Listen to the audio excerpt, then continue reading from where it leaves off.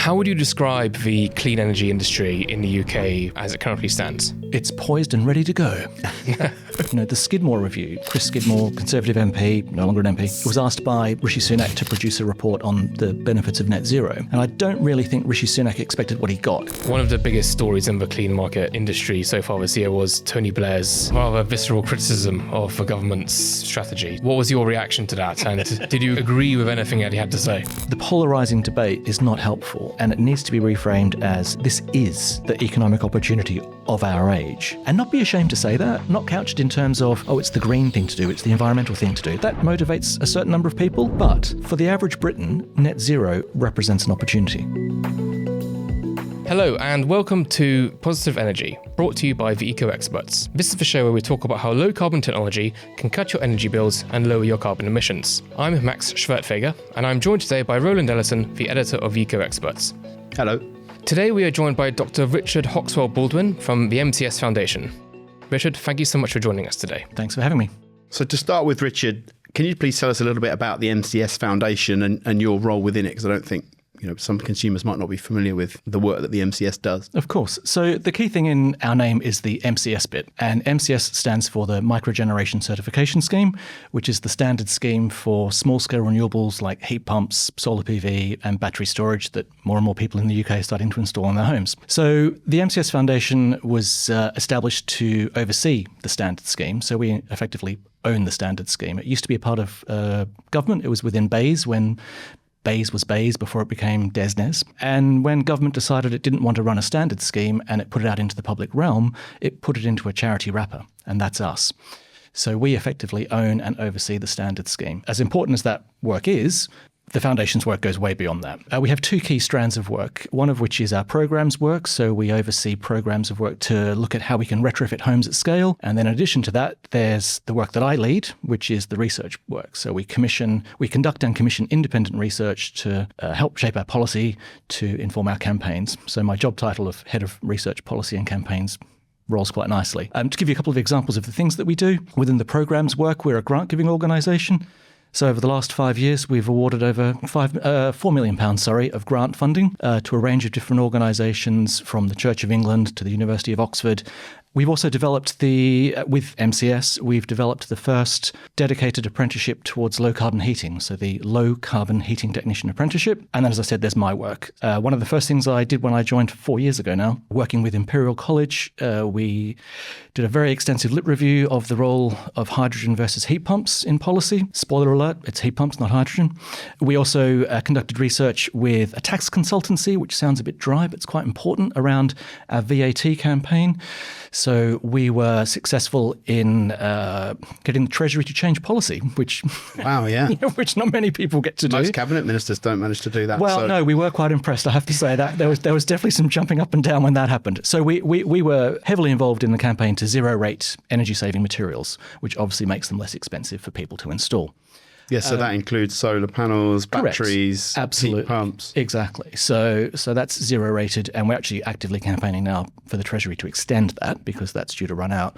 And then one of our key campaigns for longer than it should have been, because it's taken longer than it should, is around the Future Home Standard. So we commissioned research on that to show the significant financial benefits of building new build fit for purpose, so with solar, heat pumps as standard, and ideally with battery, showing the savings. So we do a lot. Yeah, no, sounds like you've got your hands full. So let's talk a little bit about your career background and how you first became involved in renewables and the sort of sustainability, clean energy, whatever you want to call it, sector. Where to start? About 20 years ago, I was working as an IT consultant.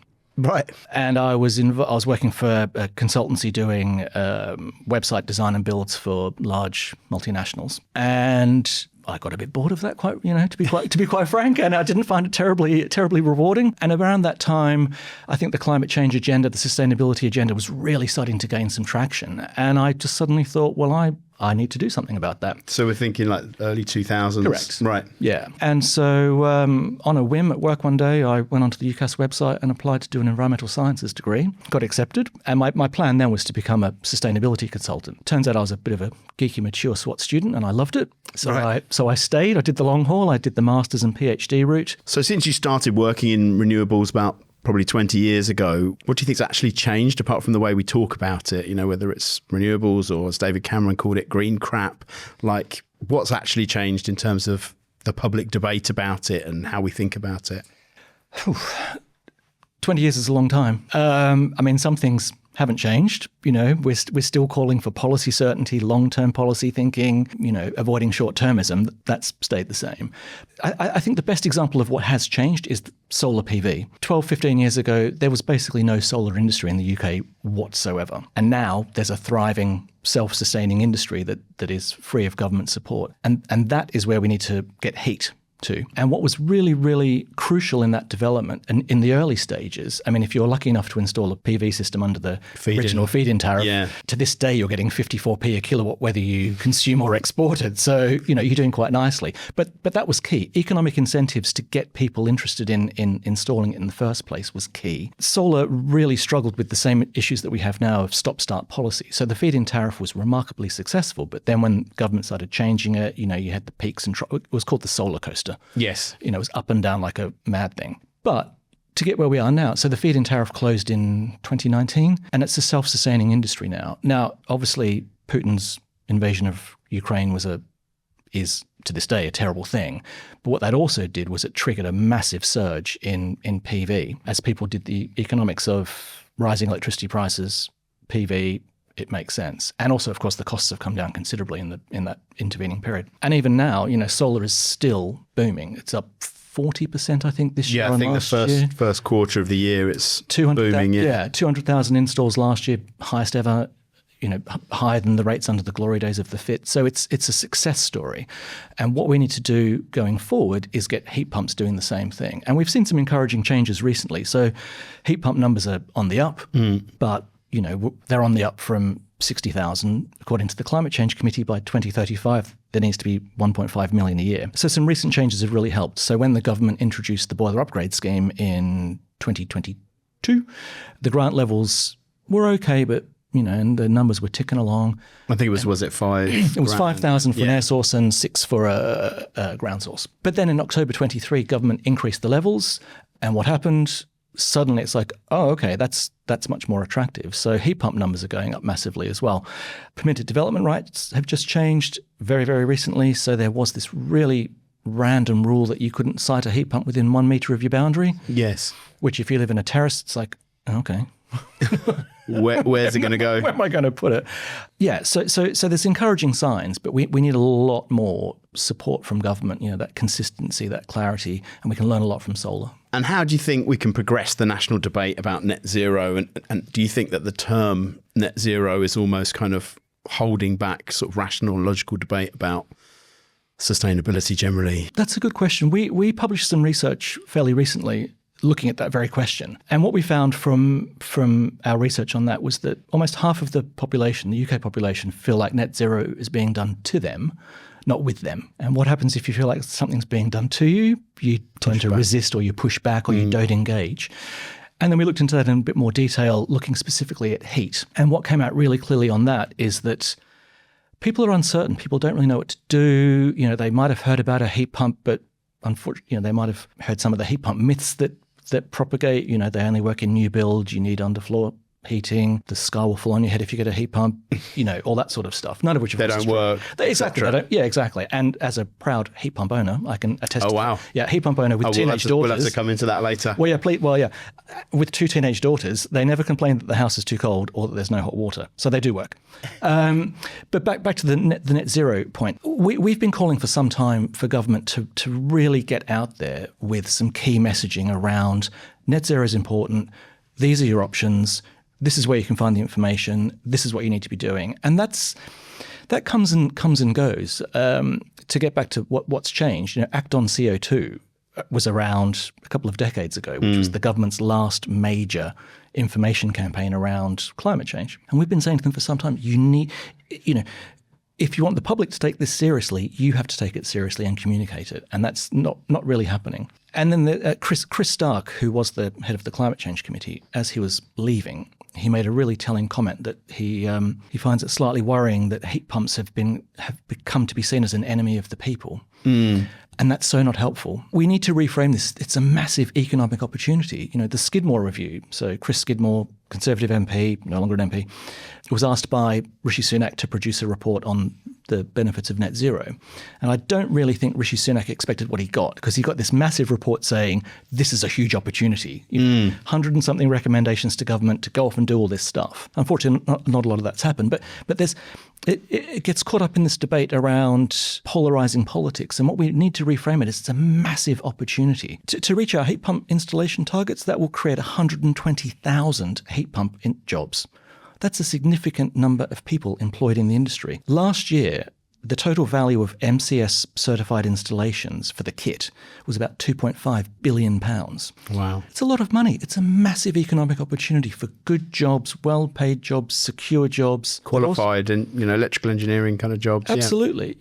But all of which contribute to us getting rid of the 14% of carbon emissions that come from heating our homes. It's a win-win. Yeah. The fact that it's even a debate, unsurprisingly, causes me, sleepless nights. It's my job. But it's continually trying to make that case for this makes sense. It makes sense economically for your home, well-installed heat pumps with a PV and battery. It's a money saver. It makes sense for carbon emissions because there are none. It just makes sense. Can we move beyond this polarising debate? It's not helpful. Richard, you spoke quite a bit about the boom in solar panel installations and the opportunity that there is in regards to heat pumps. But how would you describe the clean energy industry in the UK as it currently stands? It's poised and ready to go. Solar is booming. Solar is booming in a subsidy-free world where 200,000 installations last year, record number of installations month on month this year. Solar's going great guns. Heat pump numbers, record numbers last year, record numbers so far this year. So it's going really well. Mm-hmm. However, it needs to do a lot better. The Climate Change Committee has said we need to get to 1.5 million installs by 2035, which, by the way, is roughly the same number of gas boilers that go in every year. So effectively what they're saying is that by 2035 we need to get rid of boilers and have heat pumps instead. So that's a massive increase. And so what we are saying is that industry is ready to go. We have enough heat pump installers now. We've got the training provision through the new low carbon heating technician apprenticeship to train the next generation. What we need to see is government coming out and being really clear in its messaging, that consistent messaging around net zero is important, decarbonising heating is important, these are your options. This is how you can finance it through things like the boiler upgrade scheme. It needs to have that consistent messaging from government, from local authorities if they're involved in delivering social housing schemes, from your neighbour who's got a heat pump, bit of social norming. My neighbour has a heat pump, he loves his. I have a heat pump, I love mine. Slight anecdote, all of my neighbours have been in my front room going, your house is warm, Richard, isn't it? It's like, yes, my house is warm. Did they come round on a particularly cold day of the year? Or? Well, they have come around on cold days of the year, yes. I didn't kind of rig it that they came in July and it wasn't even on. But the point being, we need to reach a point where it becomes normalised to get a heat pump. The other thing the government can do that would really help is to come out very clearly, which they're planning to but haven't got around to yet, with a firm decision of the role of hydrogen in home heating, because that's been bandied about for quite some time. As an idea, it has been fairly rigorously discredited for economic, safety and supply issues. Saying no to hydrogen changes the conversations that lots of households are having with their gas engineers, for example, because we know that anecdotally, who do you trust once a year to come in and make sure your house doesn't blow up? Your gas engineer, quite rightly. And we know that anecdotally, lots of those conversations will be, hydrogen's coming, I've got a hydrogen-ready boiler, et cetera, et cetera, et cetera. Once that decision to say no to hydrogen's been made, then suddenly there's an end point in sight. In terms of like phasing out gas boilers, I know there's been a bit of kind of toing and froing over when that date is and whether that's there's a definitive date on that. Yeah. So what is the latest position? I think it's the same with petrol and diesel cars as well. Yeah. It's like there was a bit of a dance around dates and they pushed it back. So do we know what it is now? No. And I'm probably going to say the words long-term certainty quite a few times, or indeed certainty. Yes. And so back in October 2021, so under the previous government, the Heat and Buildings strategy was released. And that was setting out, the clues in the title, the government strategy around new build and what we can do about retrofitting existing homes. And they set an ambition to phase out fossil boilers by 2035. Yes. Now, first off, ambition, really? Can we use a stronger word? Can we set a target rather than an ambition would be point one. And since the Labour government came into power, they've not been very forthcoming with a particular date. 2035 is what we're still hearing is being spoken about, possibly behind closed doors, not in public. Right. And we would strongly urge them to make that the absolute latest date possible. And we would strongly suggest they make an earlier date if they see fit. We know they're looking at it. They're revisiting it. But there's, during the election, the whole rhetoric of no one's going to force you to rip out your gas boiler. Yes, I know the ripping out language was... It's so not helpful. And as an aside, there was no government policy anywhere that said we're going to come into your house and rip out your gas boiler. So it was a false story and a really unhelpful one because it... But one that was repeated in the Tory and I think Labour manifestos. Exactly. And understandably, we're dealing with people's homes, and homes are very...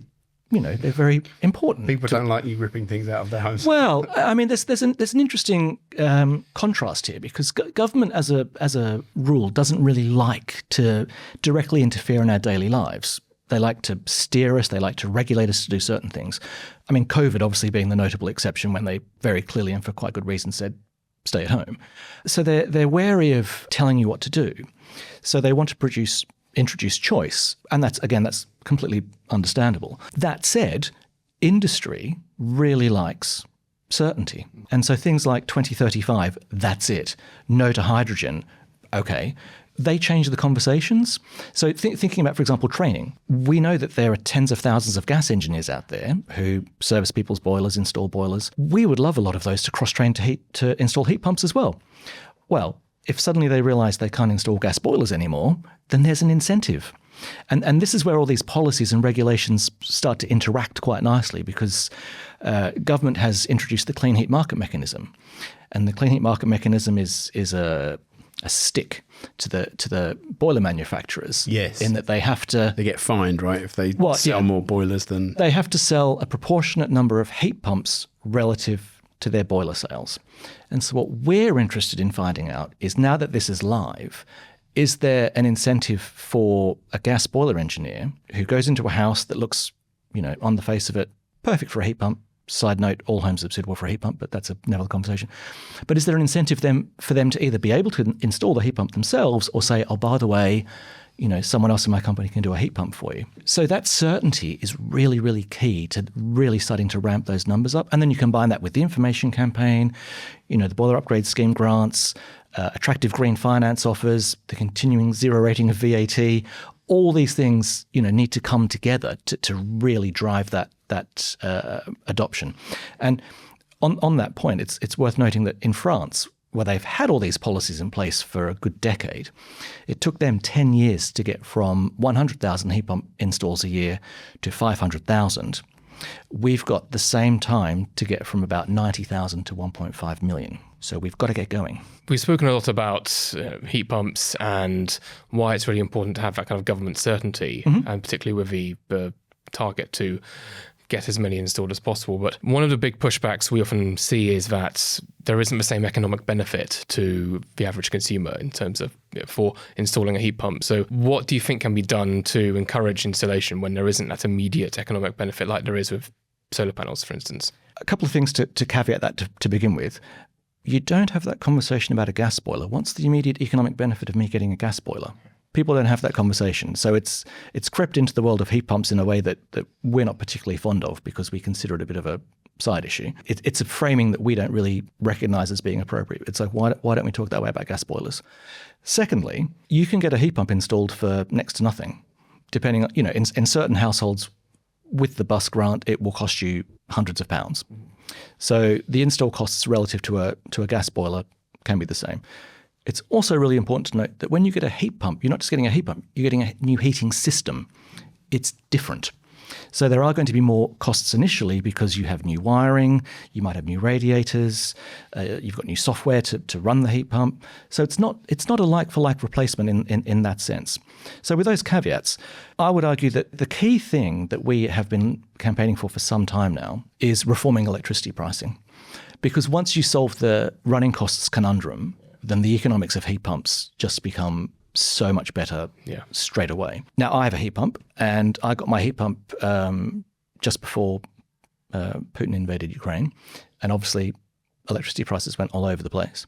I have PV as well, so I'm in the fortunate situation that I can offset those two costs. My running costs... Have you got a battery as well? No. Funny enough, I did the maths on that, and because of the amount of electricity that I use, it actually wasn't hugely beneficial. Right. It didn't really break even for me. But the point being, my running costs have been entirely manageable. But once you sort out that electricity pricing issue, so the average electricity bill has about 17% of environmental and social levies contributing to your bill. About 6% of your gas bill is levies as well. We've been calling for some time for government to move all of that into general taxation. And we see that as the progressive way to solve the problem, because if you're outside the tax system, you don't pay the levies at all. Whereas at the moment, if you use electricity, irrespective of your situation, you pay the levies. Now, when we produced this report, which was July last year, so just around the election, the policy costs for that were about £6.5 billion a year, and magically would have saved £300 a year on people's household bills, which is exactly the amount that the Labour government wants to reduce your bills by.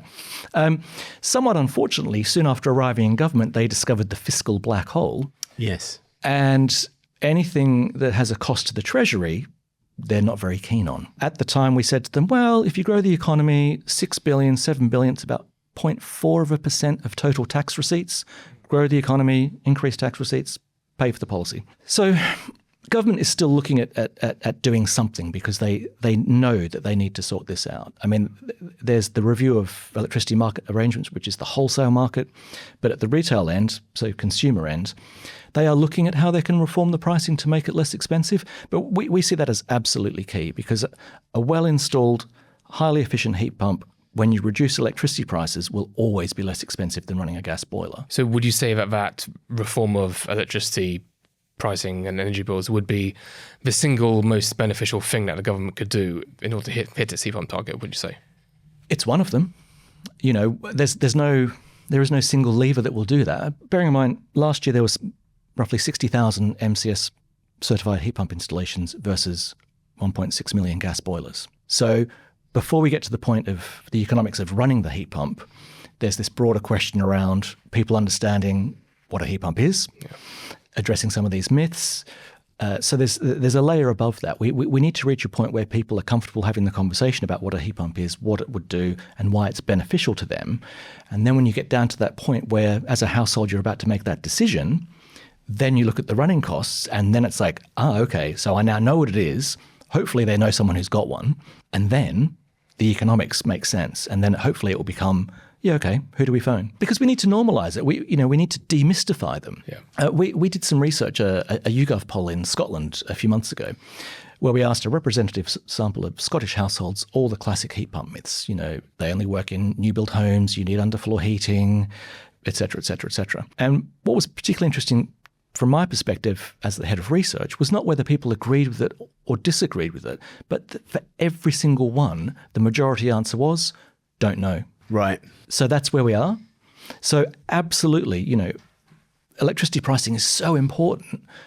But when you've got to that decision-making point, that's when it becomes important. There's levels above around normalising it. The language of need to decarbonise heating, best option for you is going to be a heat pump. The MCS Foundation released a report in July 2024 calling on the government to improve the national grid. What would you say are the main challenges that the national grid is currently facing? There's a couple, and they're at different scales, and they're both significant, but both have solutions. So the Clean Power Plan, Labour's plan to essentially decarbonise the grid by 2030, is very, very ambitious. And one of the key challenges they have at the grid scale is connection reform. There's a 15-year wait for some projects to come online, and that is just simply unacceptable. If we know that offshore wind is zero carbon, onshore wind is the least expensive form of renewables, there's a government plan to start to build that out, we need to reform the connections process. And encouragingly, that's happening, but it's a big piece of work because effectively everyone who's trying to connect to the grid has a place in a queue. Now they need to renegotiate all of those, and it's going to go from I've got number 74 and wait, to now, are you shovel ready? You can jump the queue. But what that involves is rewriting essentially everyone's contract who was in the queue to have a new contract to put them into the correct spot in the new queue. It's really, really important work. It is happening at pace, and it's quite fundamental actually to some of the clean power plans to make sure that all this new renewable that the government is planning to build out can actually connect. So that's the large scale stuff. The small scale, getting it into your homes. So there's a number of DNOs, distribution network operators, who are responsible for the cables that bring the electricity into your home. For a very, very long time, their investment program has effectively been a just in time or just about in time. So they do upgrades as and when they're needed, which means if you're having a heat pump rollout, you might suddenly have a surge of numbers, and guess what? The local grid isn't ready. Happily, Ofgem recognised that was a problem, and they've essentially shifted their thinking entirely around the role of electrification and the speed of rollout. And so rather than doing it just in time, they're now making the DNOs do anticipatory planning. So thinking ahead, basically. But the benefit of that will be, if it's done properly and if it's implemented properly, which the indications are that it will be, is that the local grid, rather than them suddenly going, oh, hang on a second, we're not ready, will be ready for all these heat pumps and EVs when they roll out. On the topic of government legislation and government policy, one of the biggest stories in the clean market industry so far this year was Tony Blair's rather visceral criticism of the government's strategy. So what was your reaction to that? And did you agree with anything that he had to say? Well, how much of it as well was interpretation from the media and of what was actually in the report from the Tony Blair Institute? Hand on heart, I haven't read it. I read the abstract, I read the introduction, and I read obviously the coverage. And I think, irrespective of what may or may not have been in the report, I think it speaks to a broader issue around the polarising nature of the net zero debate. And this is where government can be much stronger in its messaging. Net zero is important. It's the economic opportunity of our age. Get on with it. And without wishing to get too much into the detail of what Tony Blair did or did not say, proffering new nuclear and carbon capture and storage as solutions are false solutions that won't do anything for at least a decade. We need to be ramping up the rollout of existing technologies that do the job now. We can decarbonise the grid. The beauty of decarbonising the grid, zero carbon emissions at point of production. You get a heat pump, your heating is zero emissions at point of use. They're available now. So we shouldn't be getting distracted by false solutions that may or may not come online in 10 years' time. So you're thinking about like small modular reactors and all these kind of things that the Reform Party, and I think they've one in China that's come out recently. Well, we've tried to find examples of how many there are, and I think there's two. Right. And again, irrespective of your view on new nuclear, the key point is it will have no role in decarbonising anything in the UK for at least a decade at best. And we don't have that time. 2035, Climate Change Committee says 1.5 million heat pumps a year. That's not 1.5 million heat pumps that are powered by a nuclear generator. That's 1.5 million heat pumps. And also, the Clean Power Plan doesn't rely on nuclear. It relies on the massive rollout of offshore and ideally onshore wind, not new nuclear. So I think there's a challenge around the polarising debate is not helpful, and it needs to be reframed as this is the economic opportunity of our age, and recognise that, and not be ashamed to say that. Not couched in terms of, oh, it's the green thing to do, it's the environmental thing to do. That motivates a certain number of people, and that's perfect. But for the average Briton, net zero represents an opportunity. So as well as making solar panels compulsory on all new builds from 2027, do you think the government should go one step further and make buildings have battery storage systems as well? In an ideal world, absolutely. The Future Home Standard has taken a very, very long time. We have spent a lot of time campaigning for the government to include solar because there were two options, one that did have solar, one that didn't. And we produced a report last year, very detailed modelling that showed across all housing archetypes, all mortgage terms, all tenures, heat pumps and solar PV will save you money. Typical 3-bed save you £1,000 a year, and over a lifetime of a mortgage, considerably more. Good story, right? So you've got a zero carbon home, saving people money, affordability crisis, cost of living crisis. You've got a home with virtually no bills. Add a battery into the story, and you save even more money. That £1,000 becomes about £1,300 a year. Even better story. So whilst we would love the government to include battery, there's a line to be drawn sometimes around how much you can push for. And we have been saying, please include PV, because why wouldn't you? On which point, 74% of the public think solar should be on new builds. And the last time we did a survey of MPs, a similar percentage of MPs across all parties also thought solar should be on new build. Because quite frankly, why wouldn't you, right? What we're really hoping, is that when the regulations do finally see the light of day, which should be fairly soon, that PV will indeed, a meaningful array of PV, or the language that government has moved to, which we were suggesting, is on-site renewable energy generation. Because government doesn't really like to mandate stuff, but they can regulate in such a way that certain things happen. The MCS Foundation has urged for government in the past to include heat pumps in the Future Home Standard. And while that sounds fantastic and extremely promising, how do we make sure that non-new builds don't get left behind from the benefit of having heat pumps? Well, first off, having heat pumps in the Future Home Standard is incredibly important. We need new build homes to be built fit for the future, zero carbon, affordable, all those good things. And also it sets a massive signal to industry. 270, 300,000 heat pumps a year. It's really important that they go into new build. Government at the moment isn't forgetting retrofit, which is good. There's the boiler upgrade scheme. There are various schemes like the eco scheme, various other social housing provider schemes to encourage the uptake of heat pumps. There's the clean heat market mechanism, which is the supply side to make boiler manufacturers increase their heat pump sales. So there's a lot going on, but they could do more. And I think one of the key things that we would suggest government needs to do is get back to that point around net zero is important. We need to decarbonise the 14% of emissions that come from heating our homes. For most people, that will be through a heat pump. These are your options. This is where you can go for information, like getaheatpump.org.uk or the government website when that eventually comes out.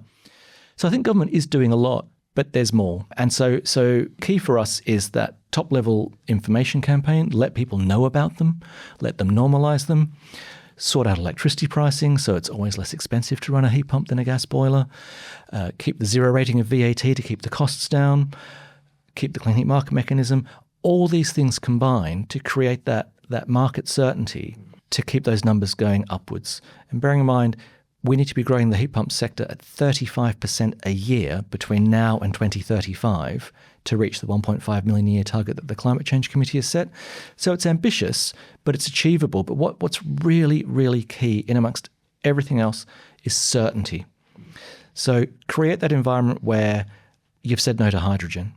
You're making plans to decommission the gas grid because that's got no future beyond, well, it has a limited future beyond 2050 in niche industrial circles. But be certain. Don't be afraid to come out and say, this is important. These are your options. This is what we're doing to help you. Well, Richard, thank you so much for joining us on Positive Energy today, and really thank you so much for your insight and your expertise. And it's been absolutely fascinating hearing you talk about heat pumps, solar panels, and the state of the low carbon technology industry in the UK today. Thank you very much. Yes. And thank you both for the opportunity. I really enjoyed it. To everyone at home, thank you so much for watching this episode of Positive Energy. For more information on low carbon technology, please visit the Eco Experts website. Otherwise, we'll see you on the next episode of Positive Energy.